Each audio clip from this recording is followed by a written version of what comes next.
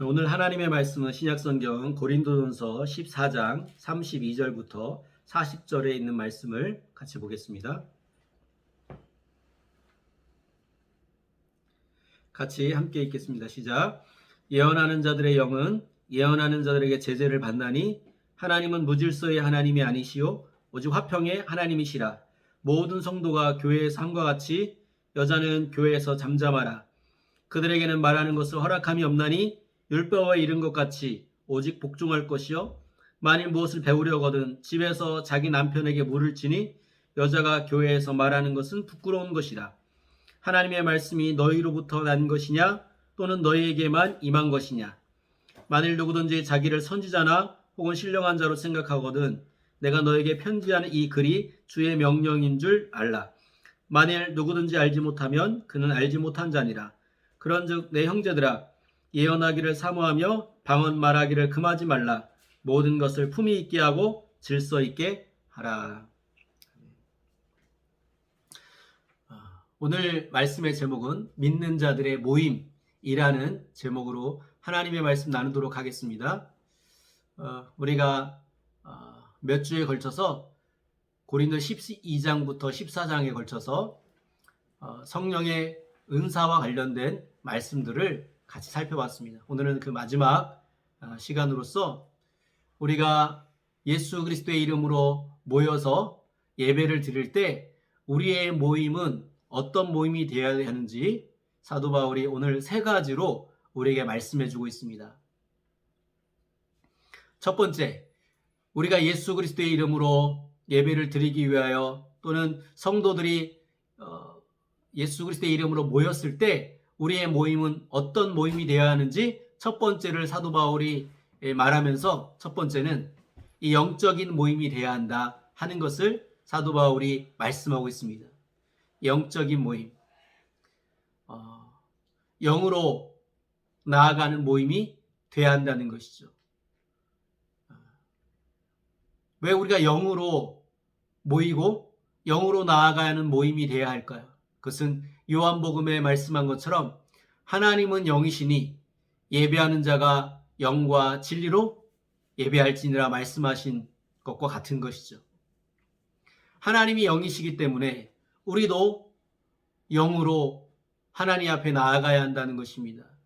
그래서 하나님은 에베소 2장에 사도 바울을 통해서 너희가 허물과 죄로 죽었던 너희를 살리셨도다 라고 말씀하셨습니다. 그때 우리가 하나님에 의해서 우리가 살아난다고 했을 때 그 살아나는 것은 우리 영이 죽었던 영이 살아나는 것을 의미하는 것이죠. 그래서 우리는 산 영을 가진 사람이 된 것입니다. 살아있는 영을 가진 사람이 된 것이죠. 사도 바울은 고린도전서 2장에 보면은 무엇을 얘기하냐면 우리가 살아있는 영, 하나님이 죽었던 영을 살리셨지만 사람은 육에 있을 수도 있고 또는 혼에 있을 수도 있고 또는 영에 있을 수 있다고 말합니다. 그래서 사도 바울은 고린도서 2장에 육에 속한 사람, 혼에 속한 사람, 영에 속한 사람을 이렇게 나누어서 표현하는 것을 볼 수 있습니다. 그러니까 우리가 영을 가지고 있지만 산 영이 되었지만 우리가 육에 있으면 영으로 나아가지 못하는 것이, 우리가 혼에 있으면 영으로 나아가지 못하는 것이. 근데 하나님은 너희가 거듭났기 때문에 너희가 산 영이 되었기 때문에 영에 있는 자가 되어야 한다. 혼에 있지 말고 육에 있지 말고 영에 있는 사람이 되어야 한다고 말씀하시는 것이. 우리가 혼에 있지 않고 육에 있지 않고 영에 있기 위해서 우리가 해야 되는 것은 무엇인가 하면 첫 번째는 우리 옛사람이 십자가에 못 박혀 죽었음을 믿음으로 고백하는 그 고백을 가져야 하는 것이죠. 그리고 우리의 감각으로 우리의 보는 것과 듣는 것을 통해서 하나님과 교통할 수 없다라는 사실을 하나님의 말씀을 기억해야 합니다. 우리가 보는 것과 듣는 것과 우리의 생각으로는 하나님의 계획과 하나님의 은혜와 하나님의 약속에 대해서, 이 영적인 것에 대해서 우리는 아무것도 알 수 없는 상태가 된다는 것이. 그래서 우리의 옛사람은 십자가에 못 박혔고 우리의 지혜와 우리의 명철은 어리석은 것처럼 생각해야 하는 것이. 그래야 우리가 영에 있을 수 있는 것이. 또 한 가지는 사도 바울이 로마서 8장에서 말씀하고 있는 것입니다. 함께 보시겠습니다. 로마서 8장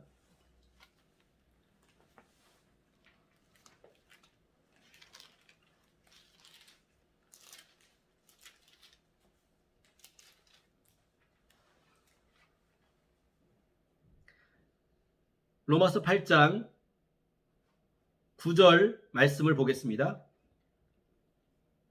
같이 읽겠습니다. 시작. 만일 너희 속에 하나님의 영이 거하시면 너희가 육신에 있지 아니하고 영에 있나니 누구든지 그리스도의 영이 없으면 그리스도의 사람이 아니라. 아멘. 여기에 보면은 육신에 있다, 영에 있다. 우리가 예수를 믿고 예수를 믿을 때 어떤 사람은 육신에 있는 사람이 있고 어떤 사람은 영에 있는 사람이 있다라는 것이. 우리가 영적인 사람이 되었지만 우리가 살아있는 영을 가지고 있는 사람이 되었지만 영이 있는 사람과 영에 있는 사람은 조금 구별되는 것이. 그래서 우리가 영이 있는 사람이 되었지만 영에 있으려면 오늘 사도 바울이 로마서 8장 9절에 뭐라고 말씀하냐면 하나님의 영이 너희 안에 거하시면, 이때 이 거하시면이라고 하는 이 말씀의 의미는 단순히 성령이 우리 안에 존재하고 계시는 것을 의미하는 것보다는 성령께서 우리 안에 임재하시고 성령께서 우리 안에 활동하시는 것을 의미하는 것입니다. 우리 안에 성령님이 임하시고 임재하시고 활동하시는 것 속에서 우리가 육신에 있지 않고 영에 있게 된다는 것이. 우리가 혼에 있지 아니하고 육에 있지 아니하고 우리가 성령으로 충만함을 입으면 우리는 계속해서 영적인 사람이 되고 영에 있는 사람이 된다는 것입니다.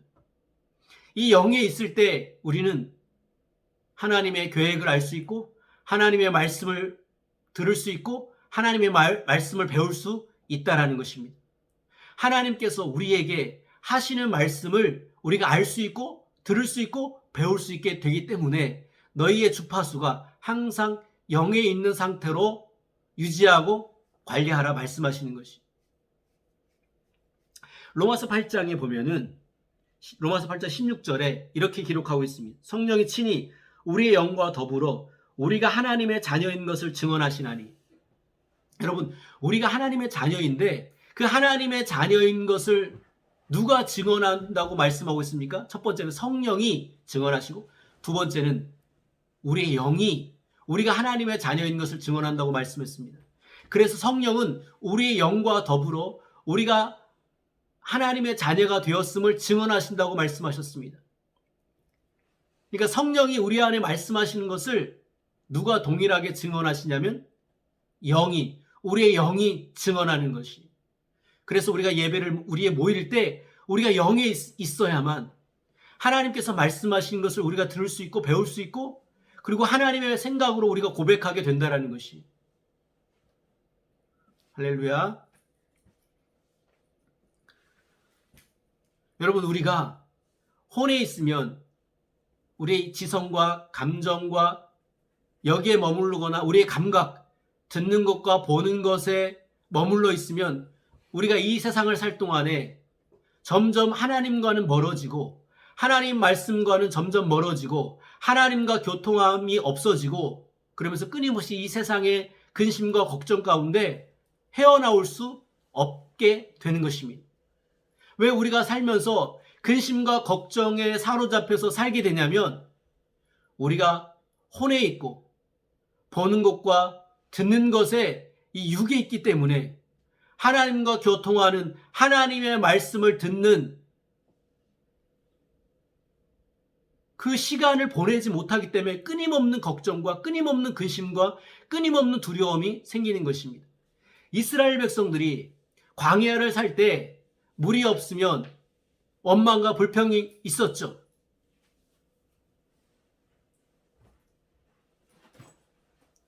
왜냐하면 그들에게 보이는 건 광야였기 때문에 그렇습니다. 마실 수 있는 물이 광야에는 없잖아요. 그들이 아무리 생각을 해봐도 광야는 물이 없어요. 있더라고 하더라도 조그만 물이 있을지 몰라요. 그러나 60만이 되는 이스라엘 백성들이 마실 물은 없다고요. 보는 것에 의지해서, 자기의 생각에 의지해서 자기 현실을 보니까 죽겠는 거예요. 죽을 것 같은 거예요. 그러니까 원망밖에 나오지 못하는 것이. 그러나 모세는 하나님 옆에 나아가고 하나님 모세에게 무엇을 보여주셨죠? 무엇을 모세에게 말씀하셨죠? 모세야, 네 앞에 있는 반석을 봐라. 그 반석을 네 지팡이로 쳐라.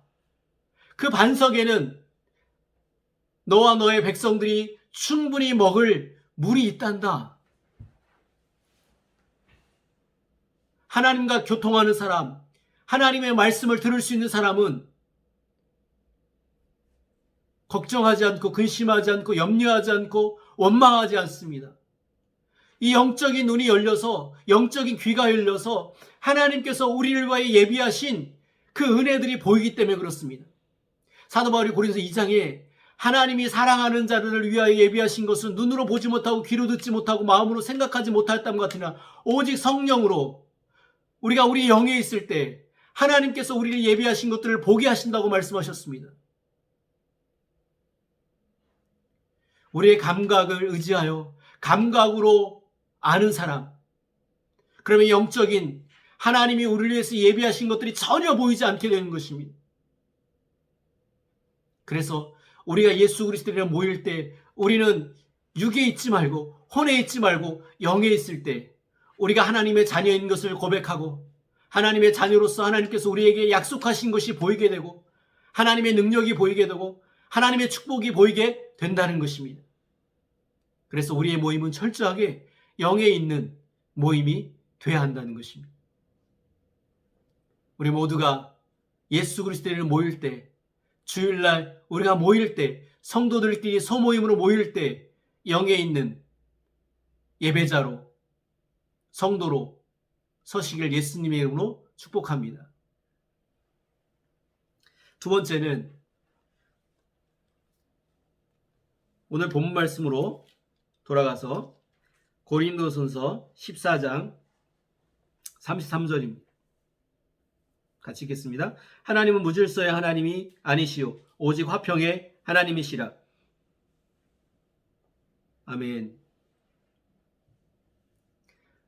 우리의 모임은, 두 번째 우리의 모임은 화평의 모임, 화평의 모임이 되어야 한다고 말씀하십니다. 왜냐하면 우리가 믿는 예수 그리스도의 이름으로 우리가 모여서 하나님을 찾고 하나님을 구할 때 그 하나님은 화평의 하나님이시기 때문에 우리의 모임은 화평의 모임이 되어야 한다고 말씀하시는 것이. 하나님이 화평의 하나님이신 것을 어떻게 하나님이 보이셨습니까? 하나님은 원수된 우리와 하나님 화평하기를 원하셨습니다. 하나님의 아들 예수님을 이 땅에 보내시고 십자가를 지시고 부활을 통하여 우리와 하나님은 화평의 관계를 맺기를 원하셨습니다. 하나님의 아들 예수님은 하나님이 화평의 하나님을 이루시기 위해서 하나님의 아들 예수님은 자신을 비워 하나님의 아들임에도 불구하고 종의 형체를 가졌고 죽기까지 복종하심으로 말미암아 하나님께 순종하셨다고 그랬습니다. 그래서 예수님의 복종을 통하여 하나님이 화평의 하나님인 것을 예수님이 이루신 것을 볼 수 있는 것입니다.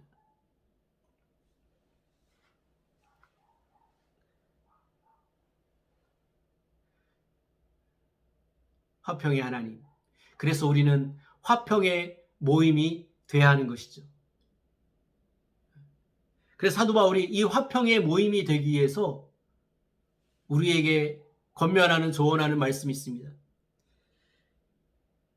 어떻게 하면 우리가 화평의 모임을 만들 수 있을까? 사도 바울은 두 가지로 우리에게 권면해주고 있습니다. 34절입니다. 같이 읽겠습니다. 시작. 여자는 교회에서 잠잠하라.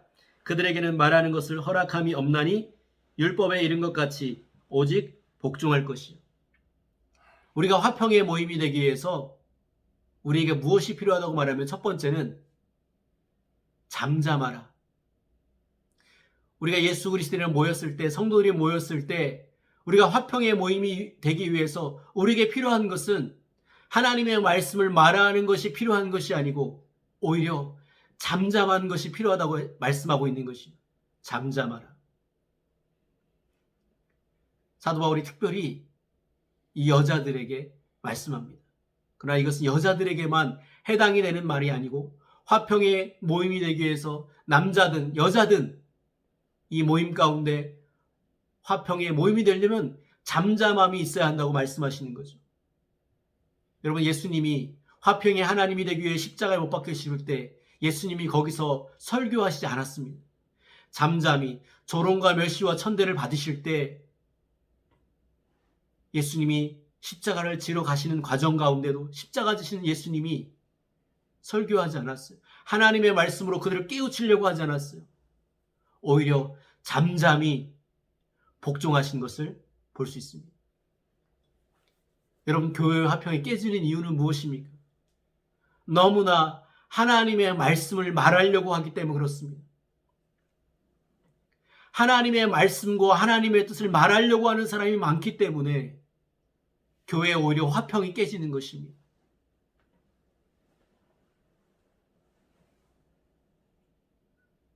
두 번째는 화평의 모임이 되기 위해서 너희가 복종하라고 말씀하십니다.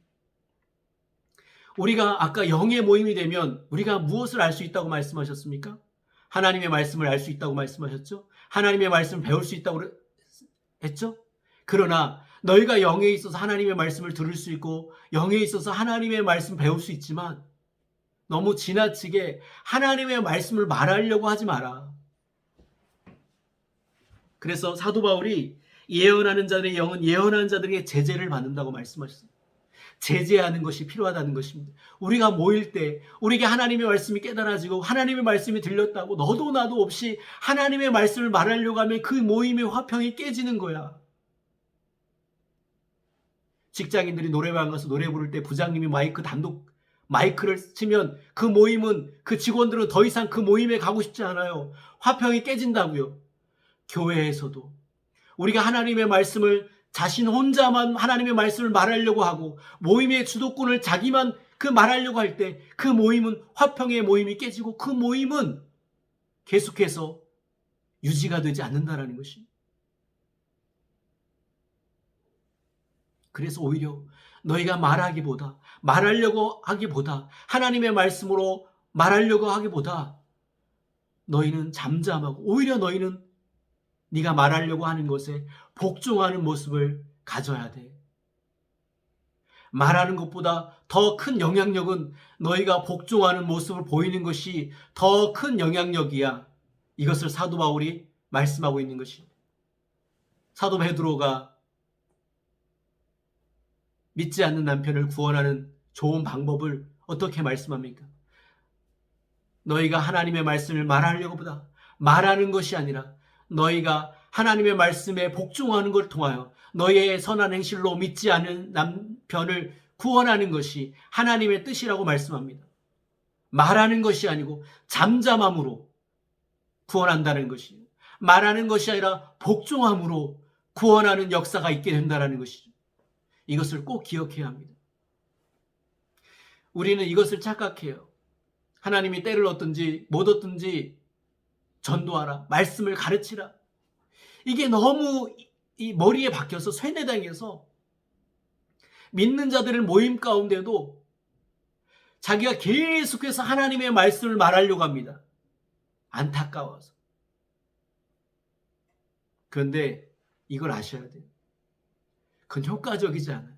오늘 사도 바울이 전도는 누구에게 하는 것입니까? 믿지 아니한 사람들에게 전도하는 것. 믿는 사람들의 모임 가운데 잠잠하라고 말씀하시는 것이. 아마 이런 말씀은 생소할지 모르겠어요. 그러나 잠잠할 때 그리고 잠잠하고 복종하는 모습을 통하여 선한 본을 통하여 전도가 되고 영향력을 끼치고 하나님의 은혜를 끼치는 그런 일들이 있다는 것이.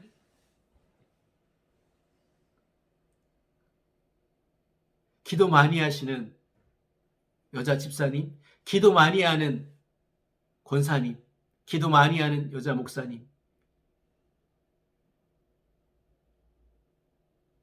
하나님의 계시가 많이 온다고요. 하나님의 말씀이 많이 온다고요. 내가 들은 말씀이 하나님의 말씀이라고요. 그렇다고 해서 그 말씀으로 우리 믿는 자들의 모임 가운데 가족이 모였을 때 계속해서 그 하나님의 말씀을 말하면 효과적이지 않고 역효과가 일어난다는 것을 기억해야 합니다. 잠잠하라, 그리고 복종하라 말씀하시는 것이. 제가 아는 지인이, 그 어머님이 여자 목사님이신데 새벽에도 기도하시고 밤에도 기도하시고 얼마나 하나님의 말씀이 있겠어요. 자녀들을 위해서 기도하실 때마다 하나님의 말씀이 얼마나 있겠어요. 얼마나 하나님의 말씀으로 채워지겠어요. 문자를 저한테 보여주는 장문의 문자를 하나님이 오늘 이렇게 너에게 말씀하셨단다는 장문의 말씀. 근데 그분이 뭐라고요? 안 읽어본대요. 그리고 가끔씩 어머님, 아버님 댁에 방문하면 어머님이 계속 말씀하시는 거예요. 뭐 때를 얻든지 못 얻든지 뭔가 딱 뭐 그 하나님 말씀 얘기가 아닌데 어떤 문제가 있어. 그렇지 너. 어디가 아프다. 너 그렇지 너. 그러면서 하나님 그 사건을 통해서 하나님의 말씀을 풀어나기 시작하는데 1시간, 2시간도 좋은 거예요. 그래서 이분이 어머님한테 그렇게 말씀드렸대요. 엄마, 내가 엄마 집에 올 땐 목사님으로 나를 대하지 말고 그냥 내 엄마로만 대해. 난 그렇게 했으면 좋겠어. 전도하지 말고 잠잠하기를 축복합니다. 이것이 하나님이 사도 바울에게 하시는 말씀이에요. 역효과가 납니다. 제가 저희 가족 중에 저희 고모님이 계신데 이제 소천하셔서 천국에 가셨는데 예수님 잘 믿는 권사님이시죠. 저를 위해서 기도하시고 안타까워하시고, 그런데 이제 제가 결혼해서 있는데 전화가 왔어요. 기서가 야 고모한테 좀 와, 보고 싶다. 그래가지고 이제 인사를 드릴 겸 제 아내하고 고모네 집에 갔는데 세배하고 그랬더니 우리 고모가 하시는 말씀이 저희 아내한테 하시는 말씀이에요. 사모는 입을 틀어 막아야 돼. 그러니까 그때 우리 고모 연세가 80이 넘으셨는데 신앙생활을 뭐 60년 이상 하셨죠. 그러니까 본인이 이 교회에서 중요한 것은 말하는 것이 문제라는 것이. 또 이 사모가 말을 하기 시작하면 교회는 시끄러워지고 문제가 생긴다는 거. 그래서 제 아내한테 입을 틀어 막아야 돼. 그래서 제가 고모한테 그랬어요. 고모 그건 걱정하지 마. 우리 아내는 침묵의 은사를 하나님한테 받고 태어나서 그건 걱정하지 않아도 된다고. 고모가 잘 됐다고. 여러분, 하나님은 잠잠함 가운데 하나님이 일하시고 역사하십니다. 안 믿는 사람 앞에는 전도하십시오. 그리고 믿는 사람들이 모였을 때는 1절만 짧게 하십시오. 여러분, 가족들이 추석 명절에 모였을 때 하나님의 말씀으로 막 말하지 말고 차라리 그냥 윷놀이 하십시오. 그게 훨씬 더 효과적이에요. 제가 보니까 그래요. 축복합니다.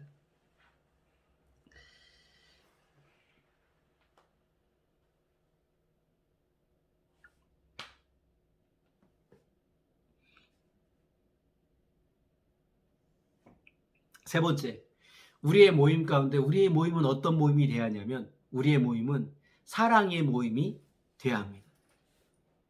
사랑의 모임이 돼야 합니다. 37절, 38절을 오늘 말씀 읽겠습니다. 시작. 만일 누구든지 자기를 선지자나 혹은 신령한 자로 생각하거든 내가 너에게 편지하는 이 글이 주의 명령인 줄 알라. 만일 누구든지 알지 못하면 그는 알지 못한 자니라. 네. 요걸 말씀드리기 전에 한 가지 제가 까먹은 게 있네요. 이렇게 하나님의 말씀을 계속해서 말하려고 하는 분들이 알아야 될 사실이 있습니다. 그것이 아까 빼먹었는데 36절이에요. 하나님의 말씀이 너희로부터 난 것이냐 또는 너에게만 임한 것이냐. 그러니까 하나님의 말씀을 말하는 사람은 무엇을 모르냐면 자기에게만 하나님의 말씀이 임하는 것이라고 생각하는 거예요. 사도 바울이 말하는 거예요. 너희가 계속해서 하나님의 말씀을 말하는 사람이 되려고 하는데 너희가 기억해야 돼. 너희에게만 하나님의 말씀이 임하는 것이 아니야. 지금 너희가 말하려고 하는 그 대상에게도 그 듣는 사람도 하나님의 말씀을 들을 수 있는 사람이야. 그 사람도 영의 사람이야. 이것을 너희가 기억해야 돼. 나에게만 하나님의 말씀이 임한다라고 하는 이 착각을, 이 오류를 범해서는 안 돼. 사도 바울이 그렇게 말씀하시는 것이. 세 번째는 우리의 모임은 사랑의 모임이 되어야 합니다. 하나님은 요한일서에 하나님은 사랑이시니라고 말씀하셨습니다. 이 하나님의 사랑은 어떻게 표현되었습니까? 하나님은 죄인을 사랑했습니다. 하나님은 거룩하신 분으로서 죄인을 사랑했습니다. 완전히 달라요. 거룩하신 의로우신 하나님과 이 죄인과는 서로 사귈 수 없어요. 그러나 하나님은 그 죄인을 사귀셨죠. 사귀고 싶었어요. 그리고 하나님의 사랑은 그래서 용납하심으로 하나님의 사랑은 드러나고 나타나는 것입니다. 점과 흠이 없는 완벽하게 거룩하신 하나님이 완벽하게 죄인인 우리를 용납하셨어요. 이것이 하나님의 사랑입니다. 우리의 모임 가운데 우리는 나와 다르다고요. 나와 다른 사람들이 모여 있는 것입니다. 자라난 배경이 다르고 생각이 다르고 경험이 다르고 가치관이 다르고 오늘 말씀에 살펴보듯이 하나님이 우리에게 성령의 은사를 준 은사도 달라요. 어떤 사람은 방언의 은사를 받고 어떤 사람은 방언의 은사를 못 받고 어떤 사람은 예언의 은사를 받고 어떤 사람은 예언의 은사를 못 받고 어떤 사람은 말씀의 은사를 받고 어떤 사람은 말씀의 은사를 받지 못하는 이렇게 다양한 사람들이 모여서 하나님을 찾고 하나님을 구한다고. 그러면 우리는 이렇게 나와 다른 은사와 다른 성격을 가지고 있는 사람들을 우리는 용납하기보다 그 사람들을 깎아내리거나 비판하거나 존중하는 마음을 갖지 않을 때가 많습니다. 방언의 은사를 받으면 하나님이 너에게 귀한 방언의 은사를 주셨구나 이렇게 존중하는 태도로 가야 되는데 야 방언 사람들 알아듣지 못하는 말 그냥 그거 해서 뭐해? 이렇게 그 사람에게 주신 하나님의 성령의 은사에 대해서 깎아내리는 존중하는 마음을 갖지 않는다라는 것이 우리가 교회적으로도 마찬가지 성도들 간에도 마찬가지입니다. 이렇게 깎아내리는 말과 태도를 취하지 말고 사랑으로서 용납하는 태도를 취하라는 것입니다. 방언 안 중요해. 예언도 안 중요해. 은사 안 중요해. 말씀만 중요해. 그러면 은사 받은 사람이 아니야. 은사가 못 받았기 때문에 그렇게 말하는 거야. 그렇게 서로를 헐뜯고 물어뜯고 깎아내리는 식으로 모이지 말고 존중하라는 것입니다. 용납하라는 것입니다. 그것이 우리가 추구해야 되는 모임인 것이죠.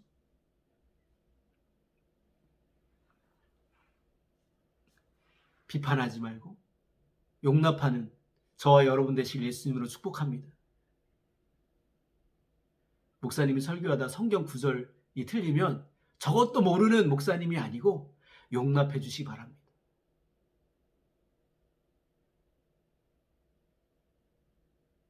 우리의 모임은 내가 존경할 수 있는 사람을 만나기 위해서 모이는 게 아니에요.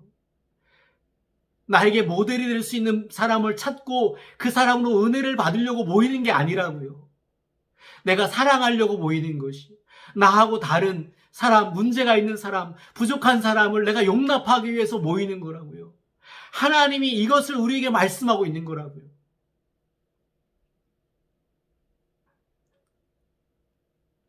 한 가지 이야기하고 말씀 마치겠습니다. 제가 저희 아내하고 이렇게 오랫동안 사는데 그 결혼 초부터 저희 아내는 이렇게 꿈을 잘 꾸더라고요. 그래서 저한테 꿈을 계속 어제 꿈을 꿨는데 이런 꿈을 꿨다고 그러면서 계속 꿈을 이야기 스토리들을 자꾸 얘기하는 거예요. 그래가지고 제가 그걸 용납하고 거기서 내가 분별하고 이래야 되는데 제 마음 가운데 자꾸 왜 꿈 얘기만 하는가 못마땅한 마음이 드는 거예요. 그래서 제가 그랬죠. 아니 꿈으로 말하려고 하지 말고 성경을 큐티해가지고 거기서 묵상해가지고 깨달은 말씀을 얘기하고 이렇게 해야 되는 거 아니야? 라고 제가 이렇게 한 적이 있어요. 제가 목사라고 저는 말씀을 많이 읽고 말씀 속에서 깨달음이 좀 있으니까 당신도 그렇게 자꾸 왜 꿈을 꾼 얘기를 가지고 해. 그래서 제가 뭐라고 한 적이 있어요. 오늘 말씀 생각해 보니까 그 생각나더라고요. 여러분, 하나님은 다양한 통로로 말씀하시는 거예요. 내 주특기가 아니라고 남에게 하나님께서 말씀하시고 하나님의 행하신 방법들을 무시하거나 깎아내리는 태도로, 존중하지 않는 태도로 말하면 안 되는 것이, 사랑이 모임에 돼야 될 줄을 믿습니다. 서로 용납하는 부족한 것들이 보이면 그것은 내가 사랑해 주라고 하나님이 보여주시는 것이, 비판하고 깎아내리는 태도로 취하지 않기를 예수님의 이름으로 축복합니다. 우리의 모임은 세 가지 모임이 돼야 돼. 우리는 영에 있는 사람으로 모임을 가져야 돼. 그리고 우리는 잠잠하고 복종을 통해서 화평의 모임을 가져야 됩니다. 마지막으로 우리는 사랑의 모임을 가져야 돼. 이런 모임 가운데 하나님의 영광이, 하나님의 축복이 세상의 빛과 소금의 역할을 감당하는 우리의 모임이 될 줄 믿습니다. 기도하시겠습니다. 할렐루야. 아버지 하나님, 감사합니다. 하나님, 우리 모임 가운데 하나님 영에 있는 모임이 되게 하시고 화평의 모임이 되게 하시고 사랑의 모임이 되게 하여 주옵소서. 예수님의 이름으로 축복하며 기도드립니다. 아멘.